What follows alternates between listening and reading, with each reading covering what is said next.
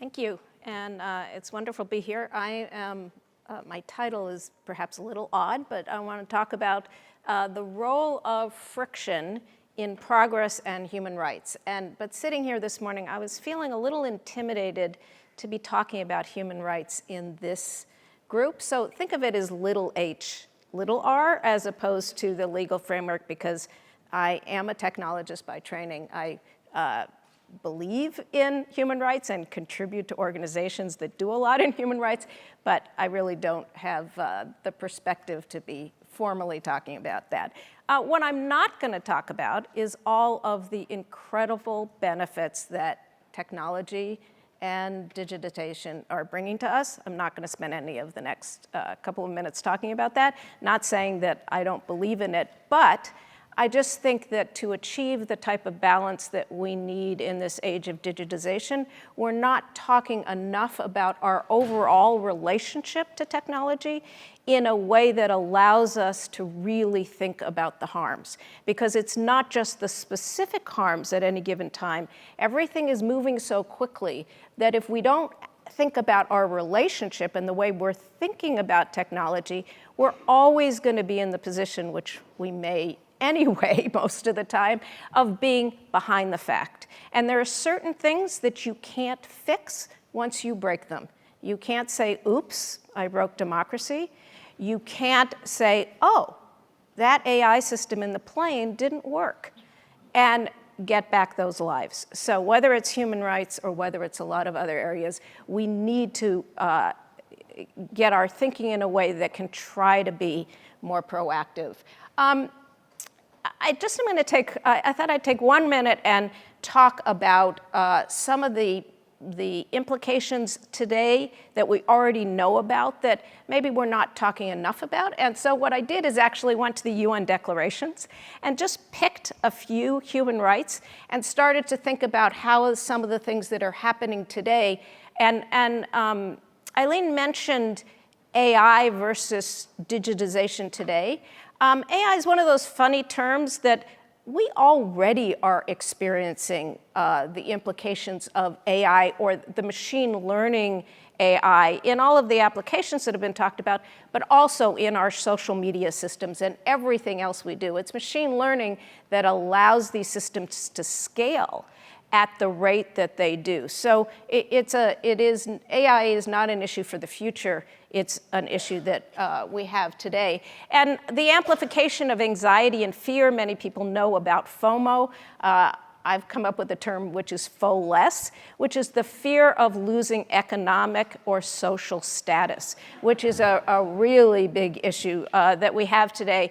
Privacy is not just about data privacy, but our personal privacy. And the book, The Age of Surveillance Capitalism by Shoshana Zuboff is a really excellent view of how that is being impacted. We've talked already about biased data, and think about how that impacts our basic dignity. Freedom of thought, opinion, freedom of development and personality. Now, how is that being impacted? Well, personalization and recommendation engines are telling us how to think, telling us what we want. We may all say, well, it's not impacting us today, but what about our kids growing up with those technologies? Our intelligence, our cognitive functions are being degraded by simplification, lots of nuance, loss of critical thinking. Again, in all of us and our kids even worse. Our personal authority. In some ways, we've talked a lot about data and measurements, but are we being reduced to just what can be observed and measured? Data should inform us, but data driving us reduces us as humans and as our capacities. And democracy, all of the issues I've just talked about, democracy relies on, in addition to, let alone, information, common set of facts, which we no longer see today. And I would argue that the path we're on today may be incompatible with democracy. So I think that we really need to be taking these things seriously. But let's go beyond some of the behaviors and symptoms and look at the overall relationship with technology. And what we've seen is a real paradigm shift, not just in technology, but in the culture of how we apply that technology. Social, mobile, cloud, sensors, artificial intelligence have revolutionized the way that we live today. But it's not the technology itself, it is how it is wielded and how we embrace it that is leading to an imbalance, a basic imbalance in power.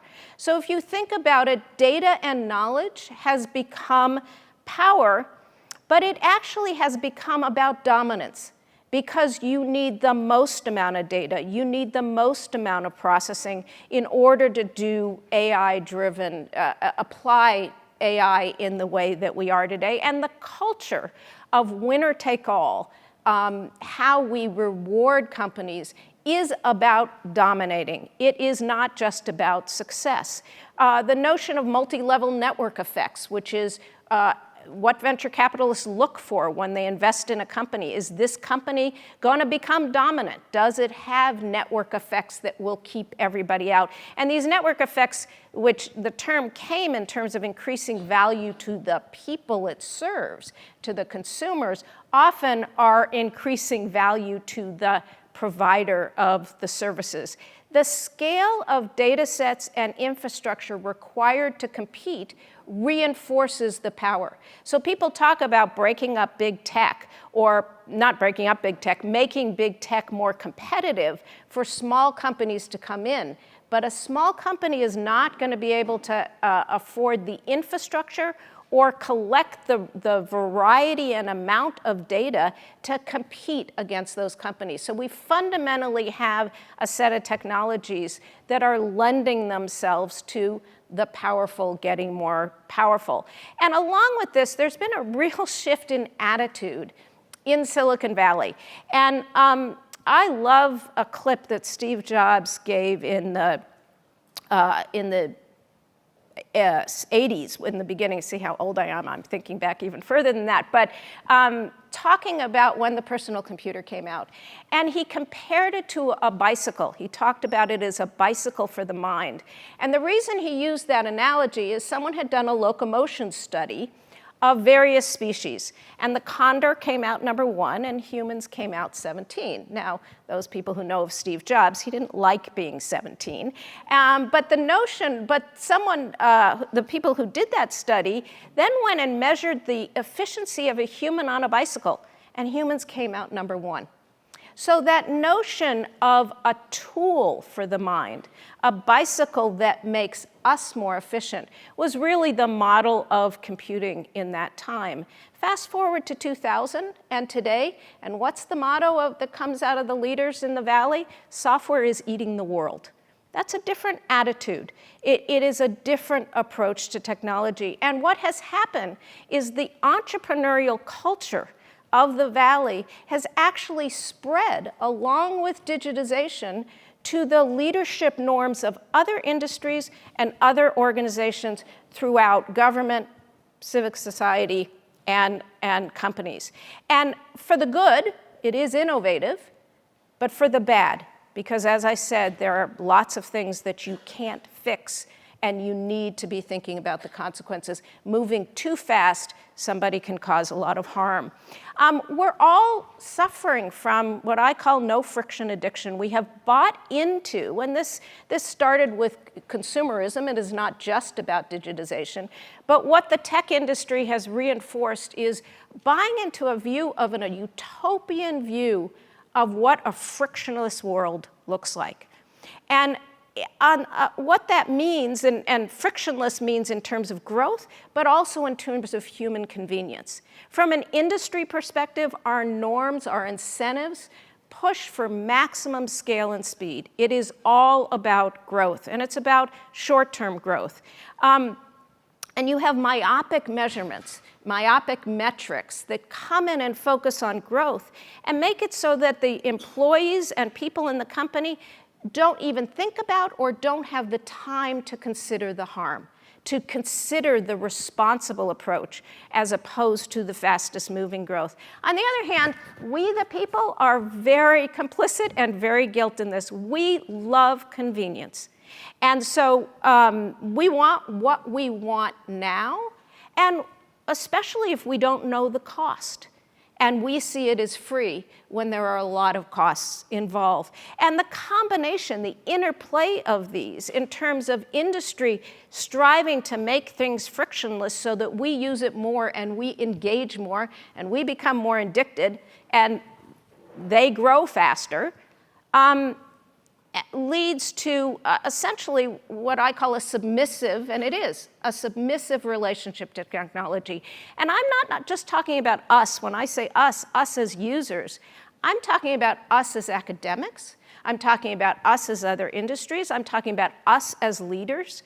It is our responsibility to not just buy into a story in which short-term economic growth has us looking for the next big hit, the next big thing, and we just chase after it. We buy into a story of inevitability. The velocity, the complexity has us saying, stand back, don't ask any questions, you don't get it. Well, we need to start asking those questions and not buying into this utopian vision. Not that there's not a good vision, but there's a difference between a positive future, which embodies these technologies, and a utopian vision that makes us believe that, that there is no other option and we shouldn't want any other option.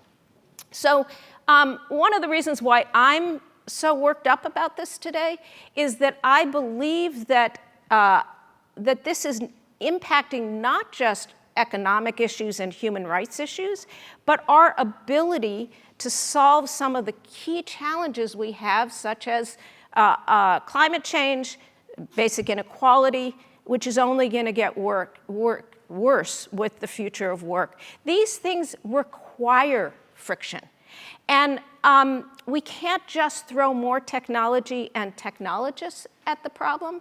And maybe our innovation needs to be a little less narcissistic.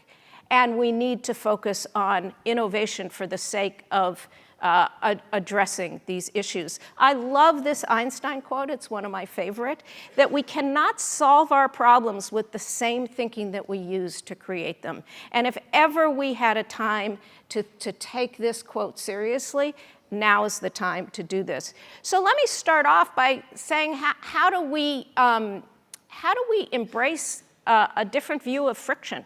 Think about friction as something positive. It is the right amount of friction that is the difference between freedom and free fall. And think about that bicycle.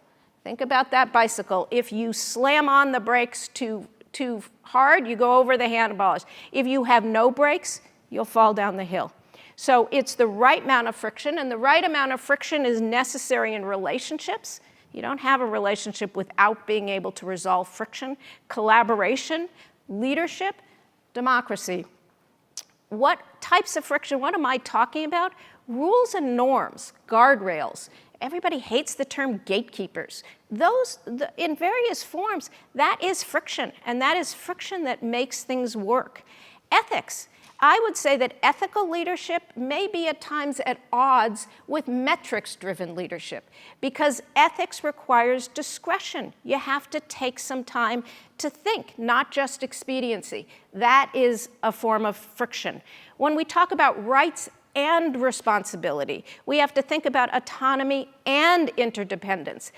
The second part of each of those phrases is the friction that balances out the individuality or the rights.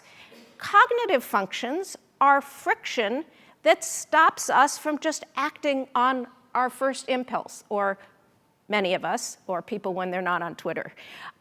We need friction to be able to, or we need to be able to tolerate friction, to tolerate boredom, to tolerate discomfort, to make an effort. What happens in multiple generations if you have generations that are brought up to think that any effort should be avoided? That is the extreme of no friction addiction. How and where to apply requires a lot of nuance, especially when you're talking about technology. We have to be thinking about government and industry power.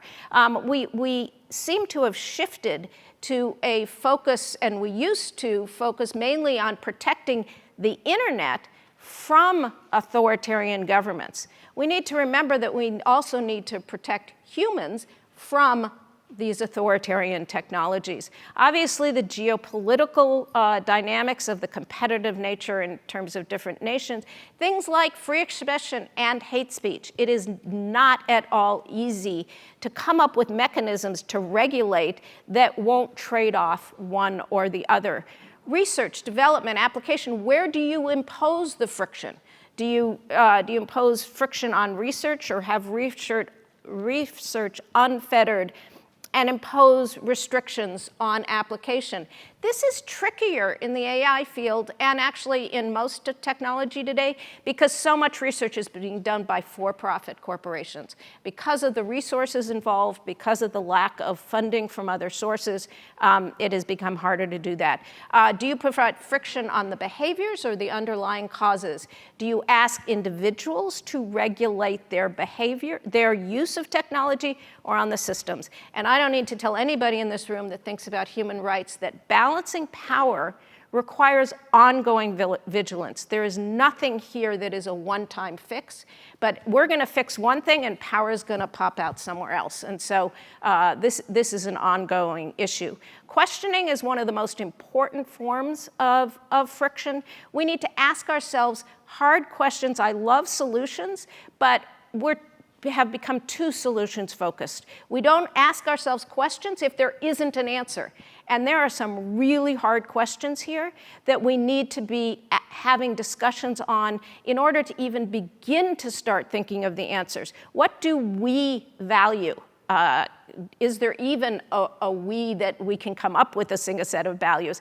How are we each responsible explicitly and implicitly in this imbalance in the relationship? We can do something, should we? Human-centered, this is one of my favorite ones. What does human-centered mean? Does it mean to humans, for humans, by humans? I think this, we really need to think about this. How do we define progress? How do we define quality of life, well-being? We can't put metrics around everything. And so how do you define these concepts? And a quote from, again, Shoshana Zuboff's book, which I love this quote, is who knows, who decides, and who decides who decides. And I will say that if we stop knowing ourselves, then obviously we are not ones that deciding, and it is the algorithms that are deciding and the people who write those algorithms who are deciding who is deciding. And then let me just finish by talking a minute about leadership. I think we really need to think about our leadership styles and norms as we navigate through an ever-changing world. And it is changing, as we all know, faster and faster every day. How do we truly become agile in this environment? Well, I went up, and everybody talks about agility, and Silicon Valley is the master of agility. But when you look up the definition of agility, it is the combination of balance, coordination, speed, reflexes, strength, and endurance. True agility. I would argue that today's focus and leadership styles is on speed and reflexes. We are reacting and going fast, moving fast to break things and then moving fast to fix things in an everlasting cycle. And that leads to instability. That does not lead to a stable system of leadership. It also doesn't lead to a relationship of trust. We need progressive leadership. That's not a political statement. It's not progressive versus conservative.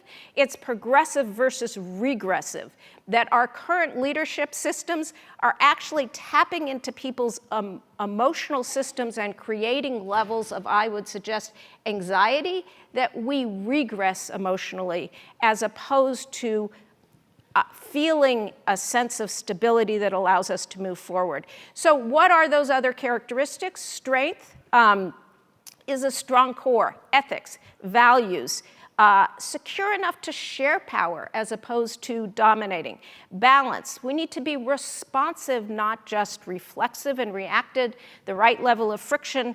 We need to take a step back and think and breathe. Coordination, we need more systems thinking. We should be thinking about things in terms of teams and endurance. We've got to not just look at today, and yes, you need to think quickly, but think long game, and making sure that we're thinking about our immune systems of ourselves, of our organizations, of our kids. Immune systems not just from a physical perspective, but how do we build up the immune systems against disinformation, or our ability to fight off the next metaphorical attack that's coming. And the reason, again, I love this notion of a bicycle for the mind is not only does it make us efficient, but it is fun, it is good for you, it's good for the planet, and it keeps us in control as long as we apply the right kind of friction to the right places. Thank you.